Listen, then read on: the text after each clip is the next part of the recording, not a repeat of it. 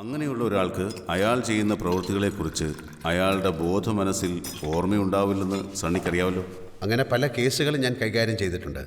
പക്ഷേ ഇവിടുത്തെ കഥ അതല്ല. അങ്ങനെ തോന്നാൻ കാരണം അഞ്ജലി മാത്രമല്ല മരിച്ച വ്യക്തിയെ കണ്ടിരിക്കുന്നത്. വാസുദേവൻ ഗീതയെ കണ്ടതായി അവകാശപ്പെട്ടിരുന്നു, അതും ആ വീടിന് പുറത്ത്. ആ നിലയ്ക്ക് നമുക്ക് വിശ്വസിച്ചൂടെ അത് ആത്മാവല്ല, മരിച്ചെന്ന് പറയുന്ന ആ വ്യക്തി തന്നെ ആയിരിക്കുമെന്ന്? ഗീതയുടെ ആത്മാവിൻ്റെ അസ്തിത്വം ഞാൻ വിശ്വസിക്കാൻ ഒരു കാരണമുണ്ട്. ഗീതയുടെ ആത്മാവിൻ്റെ സാന്നിധ്യം അന്നാമ്മയ്ക്ക് അറക്കൽ വീട്ടിൽ അനുഭവപ്പെട്ടപ്പോൾ ഞാൻ അവിടെ ചെന്ന് പ്രാർത്ഥിച്ച് അവൾ കിടന്നിരുന്ന മുറി പൂട്ടി.